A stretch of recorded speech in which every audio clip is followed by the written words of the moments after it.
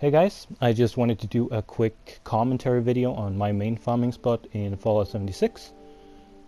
Just to go over basically throughout the process of farming this place, why I farm there and what you can get there, and basically why to me this is more efficient than a place like White Spring, which is always very contested. This place is probably slightly less effective in terms of just gaining lots of legendaries, but it's still possible to get like 1 to 4 legendaries in each run. So now we're just gonna go straight through it. Basically it's gonna be just live gameplay footage for you to see, and this is me logging into the server. It's gonna be a little bit unstable at first, but yeah, what we can mainly farm for here is lots of XP after the XP nerfs to super mutants especially. It's a little bit less XP than a place like White Spring, but you're also going to have a lot more kills to yourself, seeing as there's rarely other people competing for this place.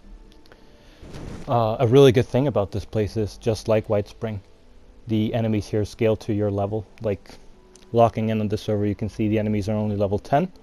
It's because there's been a lower level player nearby in the area before I locked in on the server. So the first thing you want to go check here is this van that I just looked in. There's typically military ammunition back. You're gonna see a lot of empty places as I clear this out. I had already done one run before this recording, so a lot of the things haven't respawned for me in there. But typically, I'll just tell you guys throughout the video what you can expect where. So first, before we get in there, just a few things. As you can see, ammunition and bottle caps. That's some of the main reasons that I go here to farm. Whether you are using energy weapons or ballistic weapons, or even melee weapons, there's a decent variety of weapon types in case you need modifications from scrapping, and there's a lot of different ammunition types. So you're making cash, you're getting ammunition, you can get modifications by going here. The super mutants themselves sometimes drop weapon plants. Some of the first aid kits in here have medicine plants like Psycho and Stim packs on a regular basis. And there's some other loot boxes in there that you can unlock that sometimes have building plants. So overall, if you just need plants for modifications or whatever, this is a pretty good farming spot. Another really good reason to go here is the fact that super mutants can occasionally drop screws as well. Occasionally they will drop free screws. It's not the highest drop rate, but I feel like it's consistent enough. It's rare that I run through here without seeing a single super mutant drop screws, and they always drop them in bundles of free. With that being said, however, sometimes you will get them like back to back, so I've maximized, I think, at about 30 screws in a single run in here. There's plenty of containers throughout the building that have screws as well on a regular basis, and there's some spots which I will obviously tell you about, where you can just find screws lying around loosely. Anyway, now as we're getting in here, I'm gonna try to keep like a decent pace throughout most of this, seeing as I'm running the adrenaline perk, so the more enemies I kill relatively quick after one another, the higher my damage output. So in the last room, behind the desk, there was an ammunition box. Typically has a good bit of ammunition. The containers in here often have decent items as well, alongside some hazmat suits next to them. I often find ballistic fiber stuff in here, like military ammo packs. Then this first aid box had recipes for me twice. If you look to the right here, now obviously I'm looking left, but the door that the next mutant is coming out of, that toilet has 4 first aid boxes, which means that you can easily get some chems or stim packs there. as well again as recipes. So the route you take through this building, you don't have to do this route. This was just random. Sometimes I go in through the right door, which then takes you straight to this room, and just do it in another order. The main thing, if you're approaching this with a stealth build like mine, is basically just to consistently keep going if you're running the adrenaline perk. Just to make sure that you kill an enemy at least in between the 30-second gap to extend the perk and stack it up if it's not already maxed out. This way you can very easily one-shot a lot of enemies. As you can see, I'm level 142, I believe, here. So all the enemies in here, aside from the dogs, are level 48 or 68. And a lot of them are getting like 1-2 free shotted, depending on my adrenaline stacks. So the main thing is just obviously approaching this with a stealth build that you want to stay hidden, and you just want to keep that buff up. And in this room there's some gore backs.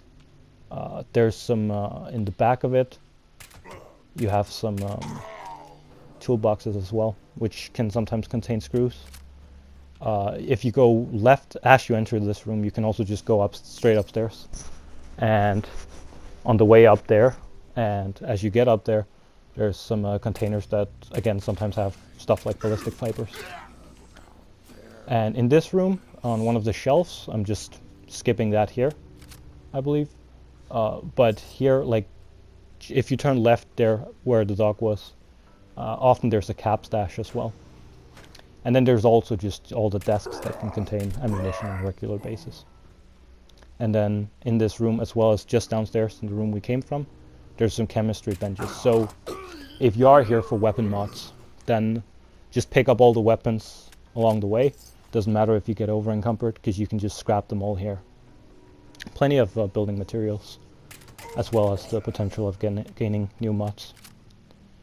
And now as we're approaching the room up here, we'll get to the boss, so to speak, of the level. He usually carries stuff like, most often a minigun, sometimes a missile launcher. So if you need for stuff like that, you can also just grab this here. Like you saw, there were chemistry benches in the last room, but the next big room down here that we're getting into also has a tinker bench, so you can just scrap stuff there. Now you can go back the way you came from and just walk straight into this room, but as you're walking on the out through the door down there, it's pretty lit up, and enemies underneath you or above you can very easily detect you. So I like to just kill a few of the super mutants from this room if they actually come running up. But as you can see, as soon as you shoot one of them, then a lot of the other ones in the room down there come running up. So you can very easily just deal with them. As you can see down there on the way, there's also an ammunition back right next to the last mutant I killed. And there's also an ammunition box right next to where we just were. And in this room, these containers, they're empty for me right now, but they often contain screws. This thing here that you could unlock on that little table often has a recipe in it. Or, well, I don't want to say often, but it's had it for me several times, and otherwise just stuff like screws and such.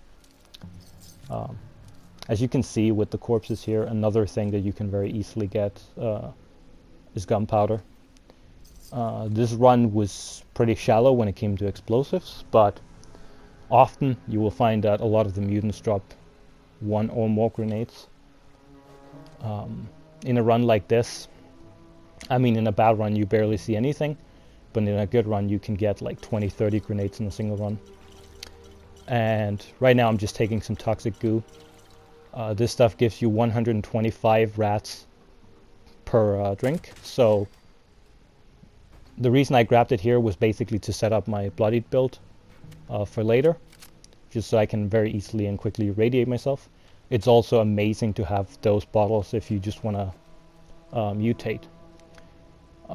Maybe not so much if you're going for specific mutation, but if you're just going through them, you can just lock in have a lot of toxic goo, get that shit off you, and then just relock. You can see there was a super mutant that just passed there. Sometimes they'll spawn right in the door there. And don't forget to also check behind this guy. There's often screws there. And basically this room, there's a lot of super mutants in here, so you might want to be careful. If you actually aggro them, like they go into caution mode, sometimes you'll still have to hunt them down like I'm doing right now. Other times you will have the all of them just flocking at you.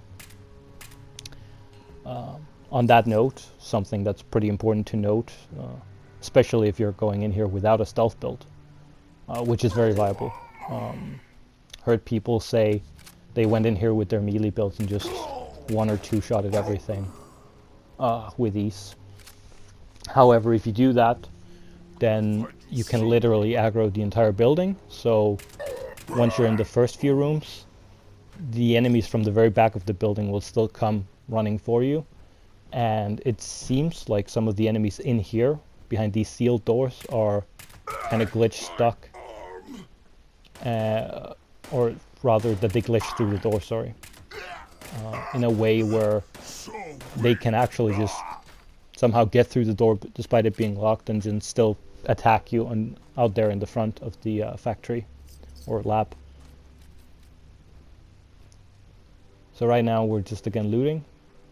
It might be worth saying, if you haven't been in here before, that the password you need to get in here, into this part of the laboratory, is lying on a desk up in the room where you killed the boss, where we were kind of shooting down at them afterwards. As you can see here as well, as the front, one of the first rooms we entered, there's some machinery to purge your radiation as well. You can just hack the terminals and activate them. So this place is amazing to go if you need toxic goo to get radiated, whether it's like me to set up a bloody build or it's to mutate. But it's also a great place to go if you just want to cleanse your rats.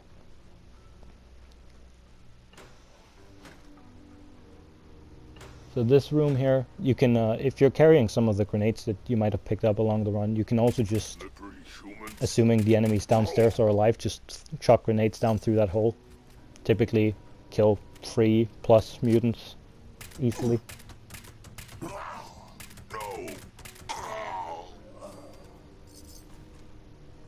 As you can see, we've earned, I believe, already more than 100. Yeah, that guy had loose screws, just to pinpoint that. Yeah, we've, I believe, already earned more than 100 caps since we started outside. So, obviously this money farm is not as good as some of the prior ones, but it's pretty consistent, and it awards you XP as well as other materials such as screws and weapon mods and whatnot. Just at that gate there, if you look at the desk in front of it, as you're coming from this room into the other part of the laboratory, you will also often find loose gears and screws just lying on the desk. Sometimes there's modifications for weapon or armor as well. And now that we're back outside, there's mutants behind. Again, due to a low-level player probably having been in the area before I locked in, they're not very high level, and this was our only legendary this run. It's rare not to see a single legendary around or through the building, and I believe the most legendaries I've killed in a single like 10-15 minute run was 5. Obviously that's not happening too often, but 2 to 3 legendaries is fairly common. The rest here is basically just like now you've cleared the place. If you need to craft some food, there's on top of the roof, there's a cooking station. You can also snipe down. If you took a while to clear this place, you can shoot down at the enemies out front, snipe them from the roof if you took too long. And sometimes this has plans and some screws, and often at higher levels this will spawn a modified sniper rifle. And yeah, that's pretty much all there is to this place. I just clear it fast and usually get lots of stuff. So I hope you enjoyed, and I hope it might help you with whatever you'll be farming. So have a good one.